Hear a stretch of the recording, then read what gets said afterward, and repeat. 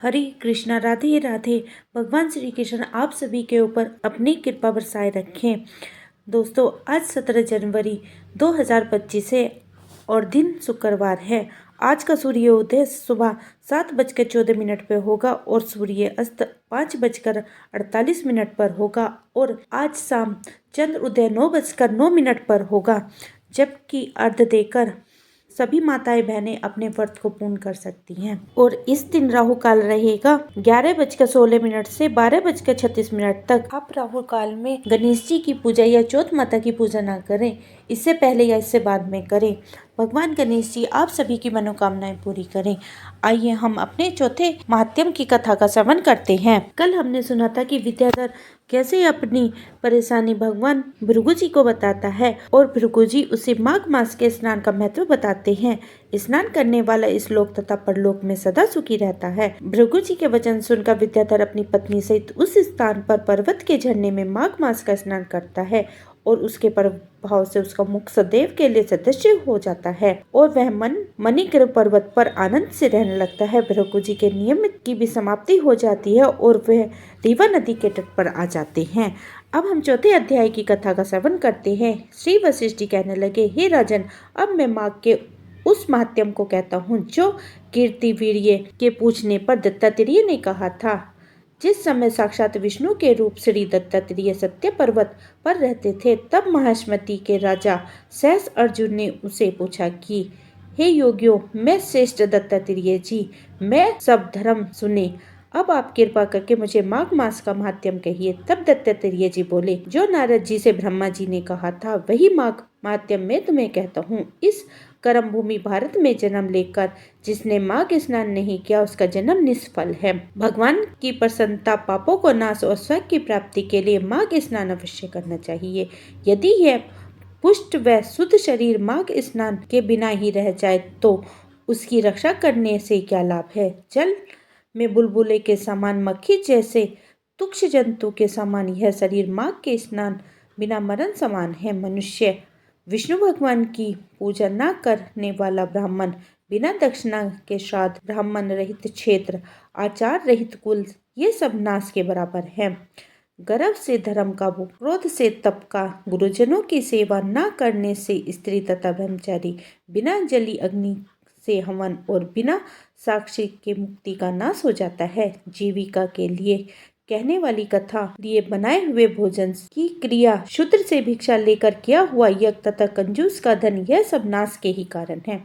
बिना अभ्यास और आलस्य वाली विद्या, असत्यवाणी, विरोध करने वाला राजा, जीविका के लिए तीर्थ यात्रा, जीविका के लिए व्रत, संदेह युक्त मंत्र का जाप, विग्रह चित्र होकर जाप करना, वेद न जानने वाले को दान देना, संसार में नास्तिक मत ग्रहण करना, श्रद्धा बिना धर्म धार्मिक क्रिया, यह सब व्यर्थ है। और जिस तरह दरिद्र का जीना व्यर्थ है, उसी तरह माघ स्नान के बिना मनुष्य का जीना व्यर्थ है। महाघाती, सोना चुराने वाला, मदिरा पीने वाला, गुरु पत्नीगामी और इन चारों की संगति करने वाला माघ स्नान से पवित्र होता है। जल कहता है कि सूर्योदय से पहले जो मुझे से स्नान करता है, मैं उसके बड़े से बड़े पाप को नष्ट करता हूँ। महापातक भी स्नान करने से भस्म हो जाते हैं। माघ मास के स्नान का जब समय आ जाता है तो सब पाप अपने आप ही नाश के भय से कांपने लगते हैं।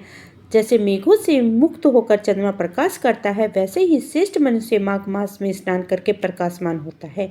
काया वाचा मानस से किया हुआ छोटे से छोटे या बड़े से बड़ा, नया या पुराना, सभी पाप नष्ट हो जाते हैं। आलस्य में बिना जाने जो पाप किए गए हैं वे भी नाश को प्राप्त होते हैं। जिस तरह जन्म जन्मांतर के अभ्यास से आध्यात्मिक ज्ञान की प्राप्ति होती है, उसी तरह जन्म जन्मांतर अभ्यास से ही माघ स्नान से मनुष्य की रुचि होती है। यह अपवित्रों को पवित्र करने वाला बड़ा तप और संसार रूपी कीचड़ को धोने वाला पवित्र वस्तु है। हे राजन, जो मनवांचित फल देने वाला माघ स्नान नहीं करता, वह सूर्य चंद्र के समान भोगों को कैसे भोग सकता है।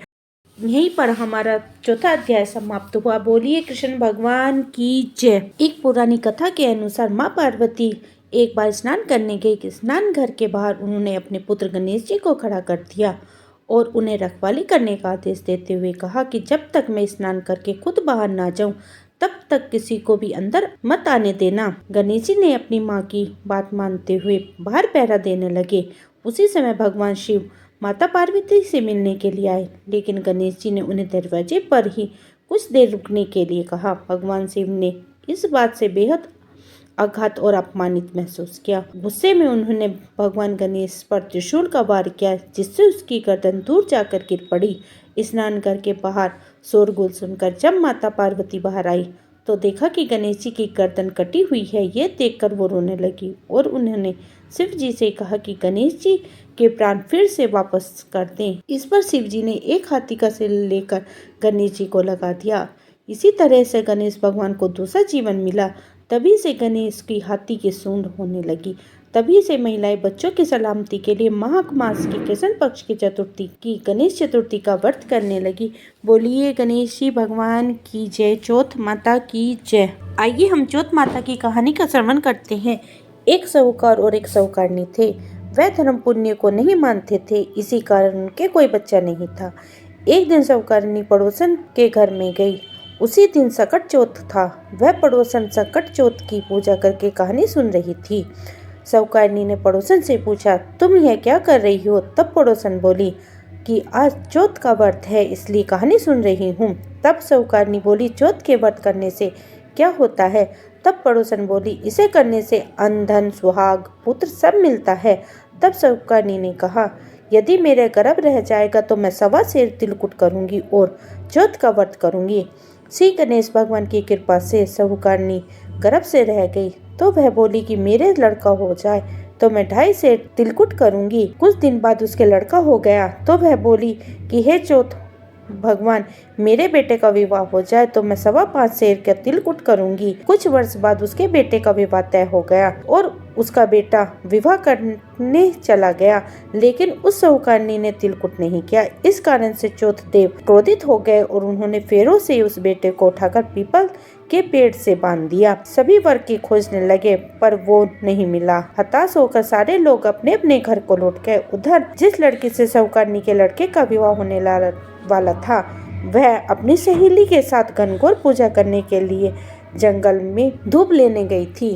तभी रास्ते में पीपल के पेड़ से आवाज आई, ओ मेरी अर्धभ्याई। यह बात सुनकर जब लड़की घर आई उसके बाद वह धीरे धीरे सूखकर काटा होने लगी। एक दिन लड़की की माँ ने कहा, मैं तुझे अच्छा खिलाती हूँ, अच्छा पहनाती हूँ, फिर भी तू सूखती क्यों जा रही है, ऐसा क्यों?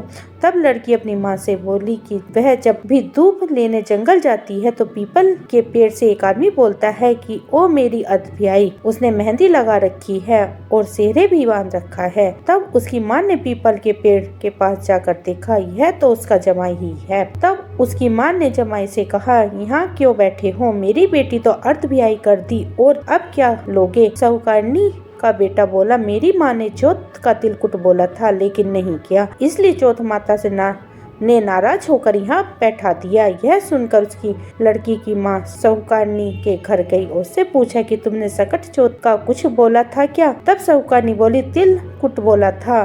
उसके बाद साहूकारनी बोली, मेरा बेटा घर आ जाएगा तो मैं 2.5 मन का तिलकुट करूंगी। इससे श्री गणेश भगवान प्रसन्न हो गए और उसके बेटे को फेरे में लाकर बैठा दिया। बेटा का विवाह धूमधाम से हो गया। जब साहूकारनी ने बेटे एवं बहू घर आए तब साहूकारनी ने 2.5 मन तिलकुट किया और बोली कि हे चौथ देवी की आशीर्वाद से मेरा बेटा और बहू घर आए हैं, जिससे मैं हमेशा तिलकुट करके व्रत करूंगी।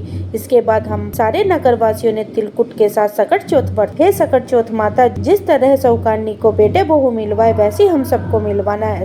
कथा सुनने वाले को, हुंकारा भरने वाले को, कथा अधूरी हो तो पूरी करना, पूरी हो तो मान करना। माघ मास के अध्याय और कथा कहानी सुनने के लिए आप मेरे चैनल को सब्सक्राइब कीजिए और वीडियो को लाइक कीजिए और परिवार और मित्रों में शेयर कीजिए। मिलती हूँ एक और नई वीडियो के साथ, तब तक के लिए हरे कृष्णा, राधे राधे।